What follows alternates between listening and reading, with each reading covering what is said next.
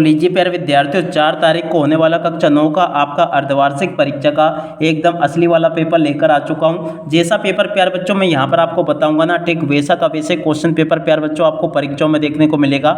एक भी क्वेश्चन का आंसर प्यारे बच्चों यहां से आपका मिस नहीं होगा। तो चलो अपन जल्दी से आगे बढ़ते हैं, समझते हैं कि कक्षा 9वीं अर्धवार्षिक परीक्षा 2025-26 का आपका हिंदी विषय का पेपर आपको परीक्षाओं में देखने को कैसा मिलेगा। टोटली प्यारे बच्चों आपको मैं A to Z पूरा का पूरा क्वेश्चन पेपर विद सॉल्यूशन के साथ में बताने वाला हूं। एक भी क्वेश्चन का आंसर प्यारे बच्चों यहां से आपका मिस नहीं होगा।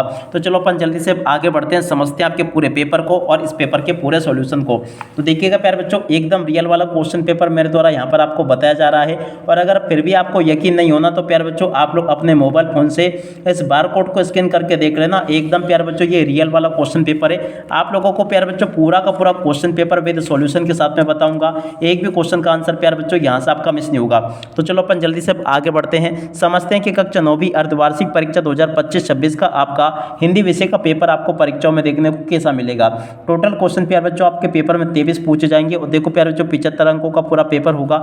A to Z पूरा का पूरा क्वेश्चन पेपर प्यारे बच्चों मैं यहाँ पर आपको कवर करवाने वाला हूँ। इसलिए प्यारे बच्चों अगर आप लोग भी कक्षा 9वीं के अर्धवार्षिक परीक्षा के पेपर में टॉप करना चाहते हो ना, तो आप लोग प्यारे बच्चों इस वीडियो को पूरा का पूरा लास्ट टाइम तक देख कर जाना, ताकि प्यारे बच्चों आप लोग अपनी परीक्षा में टॉप कर सकें। अब चलो अपन जल्दी से आगे बढ़ते हैं, समझते हैं कि कक्षा 9वीं अर्धवार्षिक परीक्षा 2025-26 का आपका हिंदी विषय का पेपर आपका परीक्षाओं में कैसा आएगा। तो देखिएगा प्यारे बच्चों, इस प्रकार का क्वेश्चन पेपर आपको परीक्षाओं में देखने को मिलेगा। जैसा कि आपको मैं यहाँ पर बता रहा हूँ, आपको पूरा का पूरा प्यारे बच्चों एकदम रियल वाला क्वेश्चन पेपर बताया जाएगा। तो आप लोग इस पेपर को देख लें, पूरा का पूरा क्वेश्चन पेपर प्यारे बच्चों आपका परीक्षाओं में ऐसा आएगा। और देखो आपके पेपर का कोड प्यारे बच्चों 902 होगा। आप लोग प्यारे बच्चों यहाँ से इस बार कोड को भी स्कैन करके देख लेना। पूरा का पूरा आपको जो पेपर बता रहा हूँ ना, एकदम रियल वाला क्वेश्चन पेपर बता रहा हूं प्यारे बच्चों। एक भी क्वेश्चन का आंसर प्यारे बच्चों यहां से आपका मिस नहीं होगा। और जैसा पेपर मैं आपको बताऊंगा ना, ठीक वैसा का वैसे क्वेश्चन पेपर प्यारे बच्चों आपको परीक्षाओं में देखने को मिलेगा। तो चलो अपन जल्दी से आगे बढ़ते हैं, समझते हैं आपके पूरे पेपर को और इस पेपर के पूरे सॉल्यूशन को। तो ये रहा प्यारे बच्चों आपका एकदम असली वाला पेपर। जैसा पेपर मैं यहाँ पर आपको बता रहा हूँ ना, ठीक वैसा का वैसे क्वेश्चन पेपर प्यारे बच्चों आपको परीक्षाओं में देखने को मिलेगा। एक भी क्वेश्चन का आंसर प्यारे बच्चों यहाँ से आपका मिस नहीं होगा। अब चलो मैं आपको एक एक करके सभी क्वेश्चन के आंसर बताता हूँ, तो आप लोग अच्छे प्रकार से इस पेपर को देख कर जाना। देखिएगा प्यारे बच्चों, पहला क्वेश्चन क्या पूछा है इसको देख कर जाना आप लोग। जगदीश में कौन सी संधि है। देखो प्यारे बच्चों, जगदीश में कौन सी संधि है, आप लोग यहाँ से इसको देख लेना और पूरा का पूरा पेपर अच्छे से समझ लेना। जगदीश में प्यारे बच्चों आपकी कौन सी व्यंजन संधि होगी। व्यंजन इसका राइट आंसर आ जाएगा। हिंदी साहित्य का स्वर्णयुग माना जाता है। देखो प्यारे बच्चों, हिंदी साहित्य का स्वर्णयुग किसे माना जाता है, तो देखो भक्ति काल को माना जाता है। और अब अगला क्वेश्चन, एकांकी में कितने अंक होते हैं। तो देखो बच्चों, एकांकी में एक अंक होता है। एक अंक इसका राइट आंसर आएगा। कृष्ण भक्ति शाखा के प्रतिनिधि कवि कौन है। देखो बच्चों, कृष्ण भक्ति शाखा के प्रतिनिधि कवि का नाम क्या है, सूरदास, इसका राइट आंसर आ जाएगा। और अब अगला क्वेश्चन पढ़ते हैं, रसात्मक वाक्यम काव्यम परिभाषा किसकी है। देखो बच्चों, रसात्मक वाक्यम काव्यम परिभाषा जो ना, ये किसकी है प्यारे बच्चों। तो देखो यहाँ से आप लोग देख लेना, ये जो परिभाषा है ना प्यारे बच्चों, ये होगी आचार्य विश्वनाथ की। कहाँ पर लिखा प्यारे बच्चों, आचार्य विश्वनाथ ये लिखा है। और अब अगला क्वेश्चन पढ़ते हैं, रीढ़ की हड्डी एकांकी किस समस्या पर आधारित है। देखो प्यारे बच्चों, रीढ़ की हड्डी एकांकी जो ना किस समस्या पर आधारित है। तो देखो इसका राइट आंसर आपका आ जाएगा, विवाह की समस्या पर ये आधारित है। जैसा पेपर प्यारे बच्चों मैं आपको बता रहा हूँ ना, ठीक वैसा का वैसे क्वेश्चन पेपर आपको परीक्षाओं में देखने को मिलेगा। एक भी क्वेश्चन का आंसर प्यारे बच्चों यहाँ से आपका मिस नहीं होगा, ठीक है। आप इसके बाद में देखो इन क्वेश्चन को भी आप लोग पढ़कर जाना, जैसा कि आप लोग यहाँ पर देख पा रहे हो। रिक्त स्थानों की पूर्ति प्यारे बच्चों यहाँ पर आपसे पूछी है। तो चलो मैं आपको रिक्त स्थानों की पूर्ति और बता देता हूँ। रिक्त स्थानों की पूर्ति में पहला क्वेश्चन, तिब्बत में सबसे खतरे की जगह है। देखो प्यारे बच्चों, इसका राइट आंसर आपका डांडिया आ जाएगा। जिसके कारण स्थायी भाव जागृत हो वे कहलाते हैं। देखो प्यारे बच्चों, इसको क्या कहते हैं, आलंबन कहते हैं। इसका राइट आंसर आलंबन होगा। दो बेलों की कथा गद्य की विधा में रचना है। देखो प्यारे बच्चों, इस क्वेश्चन का राइट आंसर आपका क्या आ जाएगा, कहानी, इसका राइट आंसर होगा। वे शब्दांश जो शब्द बनाते समय आरंभ में लगे कहलाते हैं। देखो प्यारे बच्चों, इसको उपसर्ग कहते हैं। कामायनी एक है। देखो प्यारे बच्चों, कामायनी एक क्या है, महाकाव्य। यहाँ से आपको महाकाव्य लिख कर जाना होगा। रस को काव्य की बताया गया, क्या बताया गया प्यारे बच्चों, आत्मा। तो देखो इस प्रकार से प्यारे बच्चों यहाँ के सभी क्वेश्चन और उन क्वेश्चन के उत्तर मैंने आपको बता दिए। उसके बाद में देखो यहाँ से आप लोग जोड़ी को देख लेना। जोड़ी आपके पेपर में कैसी पूछी जाएगी, लासा की ओर प्यारे बच्चों देखो इसकी जोड़ के मिलान हो जाएगा राहुल सांस्कृतन से। बीजक की जोड़ के मिलान प्यारे बच्चों आपको कर लेना है कबीर से। और उसके बाद में देखो तीन वर्णों का समूह प्यारे बच्चों गण कहलाता है। रात का तत्सम प्यारे बच्चों आपका क्या आ जाएगा, रात्रि। और एक अंक की रचना प्यारे बच्चों एकांकी होगी। रीढ़ की हड्डी की जोड़ के मिलान प्यारे बच्चों जगदीश चंद्र माथुर से हो जाएगा। ऐसा पेपर जैसा मैंने आपको बताया ना, ठीक वैसा का वैसे क्वेश्चन पेपर आपको परीक्षाओं में देखने को मिलेगा। एक भी क्वेश्चन का आंसर प्यारे बच्चों यहाँ से आपका मिस नहीं होगा, जैसा कि आपको मैं यहाँ पर बता रहा हूँ। इसलिए आप सब लोगों से रिक्वेस्ट है कि आप लोग इस पेपर को पूरा का पूरा अच्छे से देख कर जाना। यहाँ पर क्वेश्चन पूछा है, लोक में प्रचलित उक्ति क्या कहलाती है। देखो प्यारे बच्चों, लोक में प्रचलित उक्ति को अपन क्या कहते हैं, लोकोक्ति। क्या कहते हैं, लोकोक्ति प्यारे बच्चों इसको कहते हैं। तो देखो यहाँ से आप लोग लिख कर जाना क्या कहते हैं इसको, इस प्रकार से आप लोग लिख लें, क्या कहते हैं इसको, लोकोक्ति। ठीक है ना, इस प्रकार से आपको ये लिख लेना है। अगला क्वेश्चन, साहित्य के पुरखे किसे कहा गया है। तो देखो प्यारे बच्चों, साहित्य के पुरखे किसको कहते हैं, प्रेमचंद को। प्रेमचंद इसका राइट आंसर आ जाएगा।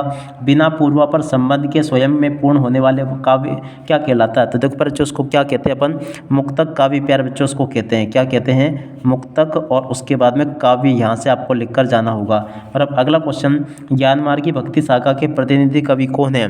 देखो प्यारे बच्चों, ज्ञान मार्ग की भक्ति शाखा के प्रतिनिधि कवि कौन है। तो यहाँ से आपको लिख कर जाना होगा कबीरदास। क्या लिखोगे, कबीरदास इसका राइट आंसर आ जाएगा। मनोयोग का संधि विच्छेद होगा। देखो प्यारे बच्चों, मनोयोग का संधि विच्छेद क्या होगा। तो देखो यहाँ से आप लोग लिख कर जाना मना, और यहाँ पे आपको विसर्ग लगाने हैं, मनधन योग। ठीक है ना, इस प्रकार से प्यारे बच्चों आप लोग इसको देख लें।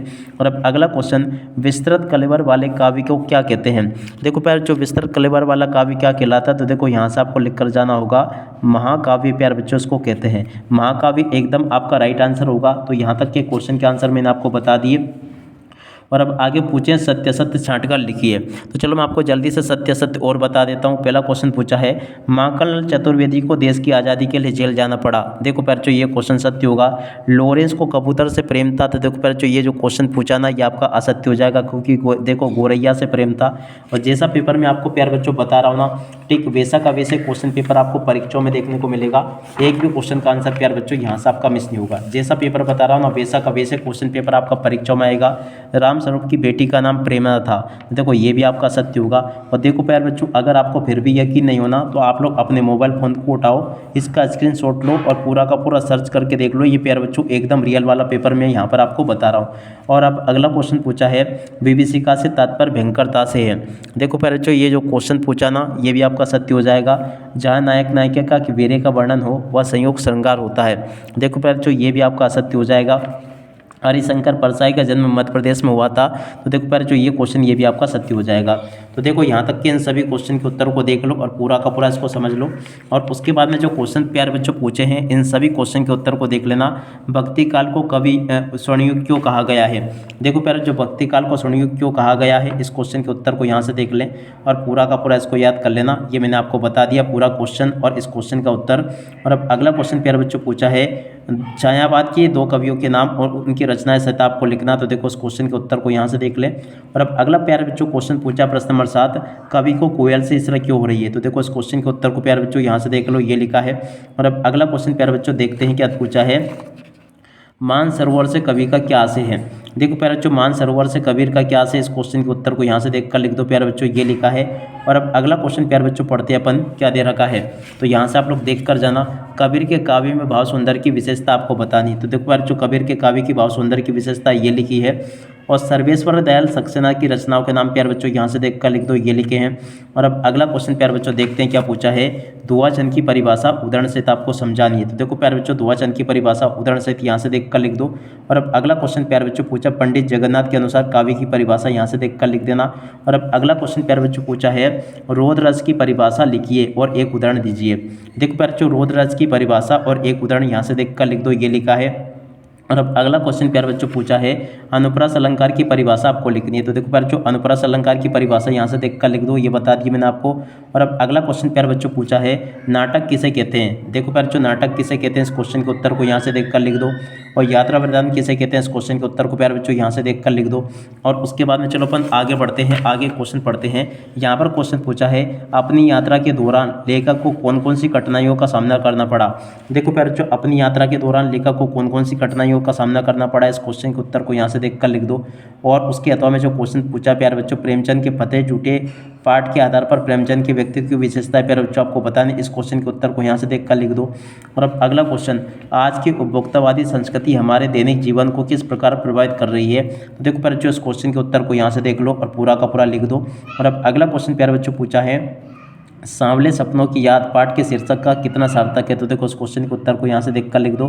और उसके बाद में जो क्वेश्चन पूछे प्यारे बच्चों प्रश्न नंबर 14, 15 इन सभी क्वेश्चन के उत्तर को देख लो, ये लिखे हैं A to Z सभी के सभी क्वेश्चन के उत्तर प्यारे बच्चों मैंने आपको बता दिए।